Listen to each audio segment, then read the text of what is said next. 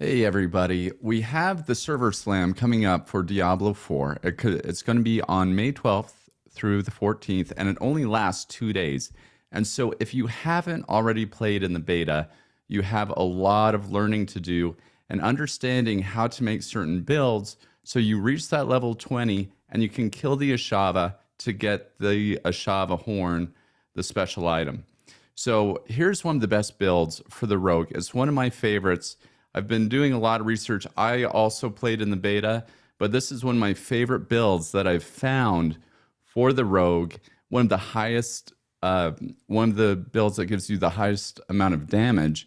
And so I wanted to go through this with you guys and talk about it. So let's get started.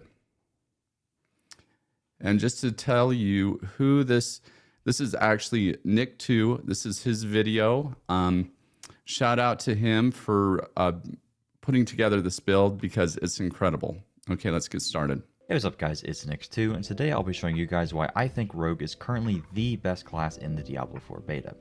This is a bit of a controversial take at the moment because everyone seems to have the impression that Sorc and Necro are much better, and while Sorc and Necro are very, very strong, I think most people that think that they are stronger than Rogue by a large margin simply just haven't used the right build on Rogue, which, as I'm sure you can tell by the gameplay, does absolutely insane damage. A lot of people were trash talking Rogue early on in the beta, and then they later realized that there are some very powerful builds. 6 times back to back by just swapping layers over and over again, which I posted a video on yesterday if you're interested in checking that out. Not only does Rogue have by far the highest boss DPS in the game at the moment, it also has the best mobility out of all of the classes, allowing you to just zip through the map, which is a ton highest of fun, damage, but it best also has mobility. Extremely strong AoE capability, enabling you to clear dungeons very quickly, and honestly just making it a super effective build overall. You can also build into I saw some of these builds. I couldn't even believe it. I normally play shot the rogue class myself. It's my favorite class, but once I saw what some of these builds were doing, as an aspect, I was excited to actually have that as my main character. So when the game does actually come out, you can pretty much have this build set up in just a couple hours of playtime and just completely blast through the leveling process, which is exactly what I plan to do. Before the game comes out, I'll upload a very in-depth leveling build guide, and I plan to do that for pretty much all the characters. So if you're interested in that, make sure to subscribe, like the video if you end up enjoying it, and stick around till the end to see a full dungeon run. Without further ado, let's just get into the build. I'll get into the entirety of the skill tree in a second here, but first I want to explain what the core of the build is, which is pretty much twisting blades. By default, what this does is it's going to impale an enemy, dealing a decent amount of damage. While they're impaled, they take extra damage, but it's also going to have this sort of boomerang effect where once you impale them, 1.5 seconds afterward, the blade is actually going to return to you. And while it is returning to you, it also does additional damage. So remember that twisting blades is one of the better I hit this guy, and then the blade is going to follow me for the after rogue. 1.5 seconds and hit anything in its path. By default, this is particularly strong. Where this gets very, very good is when you pair it with the legendary, which I'll talk about more in a second here, which essentially makes this return effect have an additional orbiting effect. So as you can see, when it returns, it now orbits around me for a second. On paper, this is not particularly insane. The reason that this is very good is because not only is it going to do a portion of that damage from the return hit, but it's also going to, let me get away from this guy because it's loud. But it also is going to effectively double dip into the Twisting Blades cooldown reduction that we get here through the Advanced Twisting Blades node immediately after the second one, which basically anytime that the Twisting Blades returns, like boomerang passes through enemies, it's going to give us cooldown reduction. But the orbit actually counts for this as well, so we get a crazy amount of cooldown reduction just by using these two things together. This is why on bosses, etc., you see that I'm just getting my cooldowns back ridiculously quickly. Right, he essentially has no cooldown because of this. Uptime on all of my imbuement skills, as well as Dark Shroud for survivability, and my Shadow Clones for an additional 60% damage. This is pretty much the only thing that you need for the build to work. Obviously, there's more legendaries that synergize very nicely with it, but honestly, you don't really need anything other than this legendary. Because not only is it going to, give you additional damage for Twisting Blades, but it's also going to make you tap into that cooldown reduction again. It also just does a whole bunch of separate damage instances, which is good for a myriad of reasons. I'll show the rest of my gear later for those of you that are interested, and you're interested in min-maxing legendary powers, etc., and I'll talk about some good options there. But first off, we'll talk about the rest of the build. So obviously, if our goal is to be able to spam Twisting Blades, and that's going to do the majority of our damage, that is going to cost resource. So the way that we have pretty much infinite resource is going to be through Inner Sight, where anytime we attack marked enemies, it's going to fill up our inner sight gauge, and then when the gauge is full, we get unlimited energy. And when you're fighting a single target, that's the only enemy that you're fighting, and you're going to be proccing this very, remember very to quickly pick that, as well, the inner infinitely, sight. because Twisting Blades is going to do so many separate instances of damage. It's going to count as attacking that enemy, so you're going to fill up the inner sight gauge infinitely. So having energy literally is a non-issue, but also we can solve some of our energy issues when it comes to ad clearing with our talent tree. So let's just go into everything that you want to use. When it comes to the basic skill, it honestly doesn't matter. If you're leveling and stuff, I think Blade Shift is good for movement speed, Invigorating Strike is very good for energy regen, and Puncture is good for applying vulnerable. But you end up getting to a point where the build is so fleshed out that the only thing that you're doing is right clicking, and left clicking is just a waste of your time, even if you're trying to apply vulnerable. So ultimately, use whatever you want. If I really wanted a left click, I would probably use Puncture for the vulnerable. I just have 2 points into Invigorating Strike, just in case I'm ever like super out of energy. I can just plop that in there. Right. Obviously, you want to max out Twisting Blades so that it does more damage. And then you get the enhanced Twisting Blades, so it does out Twisting 30% Blades. Increased damage when returning. Very good. Of course, the cooldown reduction there. I ignored all of this, but if you want some survivability, spending 1 point into Sturdy and then dropping 3 points into Siphoning Strikes makes you pretty much invincible as long as you have a decent amount of crit. But because the Twisting Blades Orbiting does so many separate instances of damage, you crit a lot with it. Pair this with our Shadow Imbuement, which also does a whole bunch of instances of damage. You're going to be That's the other thing you'll see. You should get Shadow Imbuement. Attack enemies. Regardless of getting into our movement, Shadow Step is a skill that you want to never take off. Not only does this do very good damage, it also makes you unstoppable. It passes through enemies. It has a 100% lucky hit chance, which interacts with a lot of things as well. But it's also just insane for movement. You can also get a legendary that gives you 2 charges of this. Very good. But also, if there wasn't enough reasons to think Shadow Step was one of the better skills in the game, it gives you 50% movement speed, and it's going to give you 8% crit against the enemy that you 8% crit chance against the enemy. So that you Shadow Step, remember and that. It's also going to stun them, and stunning enemies has a whole bunch of interactions. Particularly, you can get damage against stunned enemies, and there's also a legendary that gives you 50% damage against stunned enemies. So yeah, Shadow Step not only is your get out of jail free card, it does damage, it's your movement, it stuns guys, it's crazy. I have +1 skill to agility here, so I'm able to get dash for free. Otherwise, I would just put the 1 point into dash. Yeah, this it's a beautiful power, the Shadow Step. Later in the game, when you're doing very, very high-end content, you may end up swapping dash out for a different skill because it's purely used for movement. Although, once you get more skill points, getting additional crit damage against enemies damage by dash is pretty good. And then you can also make it slow enemies so that you can take advantage of some slow multipliers. But for now, we don't have enough skill points to do that. For the rest of the tree, I dropped 3 points into Exploit to just do a whole bunch of extra damage. This maths out to about 3% per point, so about 9% overall. So that's pretty good. And then I have 1 point into Malice because we are applying Vulnerable through Shadow Imbuement. Shadow Imbuement is how we're going to be doing any amount of AoE damage. Pretty much just imbues our abilities, and it's going to make the Shadow Imbuement is really what makes this build powerful. They're going to have an explosion. I could talk about Shadow Imbuement forever, but basically you put it on and boom boom. Enhanced Shadow Imbuement, very good, so that any enemy that is injured while they are affected, have a 25% increased chance to crit them, very good.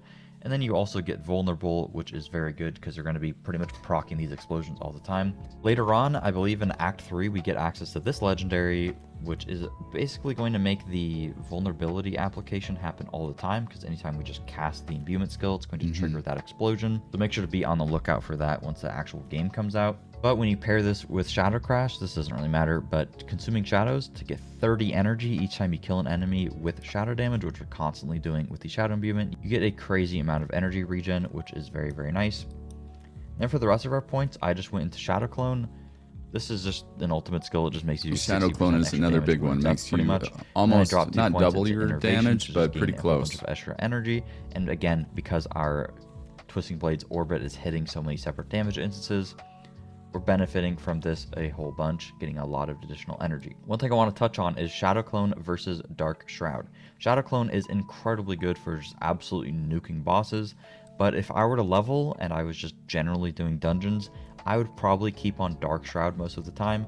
Not only because you have really high uptime on this, because we're going to be reducing the cooldown a lot, giving yourself pretty close to 50% damage reduction when you have 5 orbs up, which is incredibly powerful. But also, you can get countering Dark Shroud, which gives you 10% crit chance while you at least have 2 of the shadows active, which you have up pretty much all the time. So you can essentially view this as 10% crit chance all the time, while gaining a whole So bunch as of you're damage leveling, you reduction. might want to So use if Dark you're having any Shroud. sort of survivability issues, you just take off Clone and go Dark Shroud. I could easily see a world in Endgame where you just take off Dash, you keep Shadow Step on, and you have really low cooldown on that, so that's your main mobility, and you play with Clone for bosses, and just overall doing more damage. Then you play with Dark Shroud as well for that damage reduction. If you wanted to melt bosses even more, you could take the points out of Innervation and get the Super Shadow Clone, just do 20% extra damage. There's a whole bunch of other places that are good to spend your points on, but after a lot of testing, this is what I prefer for the current version of the game. If you're interested in where I would spend the points past level 25 for leveling, etc., just make sure to subscribe and I'll have a fully in-depth leveling build out eventually. When it comes to stats on gear, Hopefully I'd you recommend guys. aiming to try to I get can't damage remember if you close can range get up enemies to. on I think you pretty much as can many pieces get as humanly almost all possible. of those abilities Next to even that up would at probably level be core 20, skill damage. which After that, you'll be I don't able know, some to advance variation of crit to chance, on the etc. server. Not a huge deal because it's hard to Smash. optimize your gear on the beta. Other legendary effects that are very good for this are this one, where skills deal increased damage based on your available primary resource. We're going to have infinite energy a lot of the time with this build, pretty much taking full advantage out of this whenever we have Inner Sight up, so this is particularly strong. I have deal damage when I have a barrier, pair this with the barrier elite, that's pretty good. Twisting Blades Orbit, of course. And then I have A lot of critical these strikes with our core legendary skills. items Our aren't Twisting going Blades to be increase our attacking available speed, so we can just during the spam it out server even more. slam. And then I also have increased During the critical beta, crit chance they against essentially made injured it really enemies. easy to Not all that find big of a legendary deal. items. The Shadow So Step one this giving us part 2 charges of Shadow Step and may not refunding be it as if we happen to applicable, kill an enemy but with the Shadow Step. you may Very, stumble very good. across The some extra damage legendary against stun items. enemies I mentioned before. This one I think is particularly cool. Anytime we dash, it drops a smoke grenade. Smoke grenade will daze enemies, so it's pretty good for just overall gameplay, and it counts as utility, but you can actually take advantage of this through damage multipliers, etc. So that's pretty good. And on the helmet, I just have 50% increase against unstoppable enemies, but you can actually get a helmet that gives you, I think I deleted it on accident, you can get a helmet that gives you movement speed anytime that you drop a smoke grenade, so that would pair nicely with the chest piece. Another thing that you can get is gain a free Dark Shroud Shadow every 3 seconds when standing still, but it's going to increase the damage reduction that you get from Dark Shroud by 2% per shadow. So overall, if you have 5 shadows, that's another 10%, but this goes up to 4%. So if you had a max roll, you'd be getting 20% extra damage reduction at 5 shadow stacks. So that's really, really, really good for survivability. Here I'll just show some dungeon gameplay. Like I was mentioning earlier, I do think that Dark Shroud is probably better for general dungeon gameplay or leveling, but not a big deal. I mean, the Shadow Clone is really, really good for just nuking elites. This is probably my favorite dungeon, Anika's Cabin, because you just get a whole bunch of legendaries, and I farmed it a bunch. The only downside, I guess if you want to call it that, with this build is that the damage is a little bit delayed. So obviously, I can just run through these guys, just completely decimate them, but the damage sometimes takes a little bit because I have to wait for the return to actually start happening. So the damage is delayed by about 1.5 seconds, and sometimes you'll have to backtrack because ideally, the fastest way to play this build is you just hit a guy and you walk away. Hit a guy and you walk away. But the enemies aren't always stacked up for you to be able to perfectly do that. But if you don't have to kill every enemy, then it's a good way to play, and it's just really, really quick. In terms of what buttons you want to be pressing, I mean, you Shadow Imbue on cooldown, and then right after you Shadow Imbue, right-click a guy, and then you just TP away from him with either Dash or Shadow Step. Shadow Step, if it's available, is probably the best thing to do because it's going to apply that stun, and it's also going to give you the crit against whatever enemy you Shadow Step towards. But if you have stuff built, yeah, the shadow imbue. Dude, the I mean, was so annoying. when those enemies explode, dash could be better if you're playing. I mean, you can just the dash decimate slows entire stuff groups as of well as, enemies. I was trying to do it quickly, but now I'm just wasting time. The dash slows, and also dash drops the smoke bomb. Could be better to dash instead. But yeah, I lagged out there. Who's this guy? Yeah, the movement is really, really fluid. I think that you can see how quickly he's moving through that. Even better. I don't even have any through that dungeon speed right now. You get a whole bunch of movement speed with the build. There's even a thing where whenever you crit an enemy, you get movement speed. And that's an extra 15% in total. Yeah. But yeah, just keep in mind that if your survivability is bad, definitely take off clones and definitely put on Dark Shroud. And if you feel like you don't have any healing, the only thing that you need to get more healing is the one tree that I mentioned earlier in the video. Make sure to watch. Yeah, so the Dark Shroud. But healing on crits, And and the then, clone, you can the essentially Shadow switch Demon back and forth gaining between extra those crit based chance, on while whether you also plan on doing the a lot Shadow of Clone, dungeons and a lot of farming, or Shadow going and Clone, trying to kill the orbiting bosses. thing. So the Dark Shroud you There's so use many separate damage if you're going to be instances doing that a lot you'll of just be, dungeons, and then the proccing that a clone lot. if you're going to be facing a lot Yeah, I of feel like bosses. the gameplay is almost kind of boring to watch because it's like, yeah, I'm just walking through, blowing everything up. I have to pick up this garbage. I really wish they would kind of, I don't know, redesign the dungeon so I didn't have to pick up a bunch of garbage, but whatever.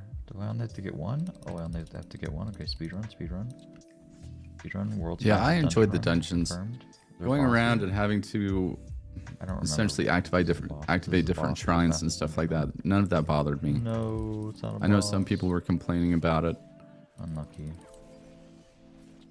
The build does feel kind of annoying sometimes when you have a situation like this. Like, you can actually run out of energy if you can't get your inner sight procced, and there's not like a whole bunch of guys. But it's just because they're, spawning and trickling in.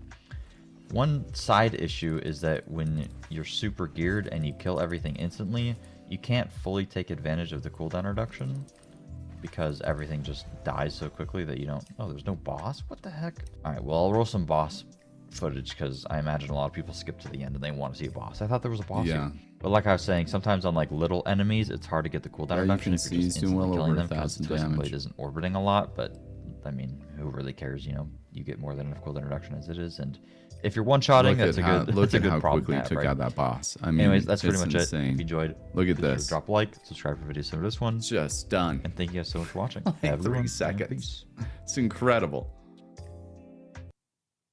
Really, really impressive build. Okay, just remember, you guys, Server Slam, May 12th through the 14th. If you've already done the beta, then you'll have an idea of how to do some of these builds. If you like Diablo content, I covered a lot of PC games. I'm going to be doing a lot on Diablo. I'm a new streamer. Go ahead and like and subscribe. I'm going to try and give you the best information possible about how to develop your characters, level up, and the best combinations for Diablo 4. So you guys have a good day. I'll talk to you soon.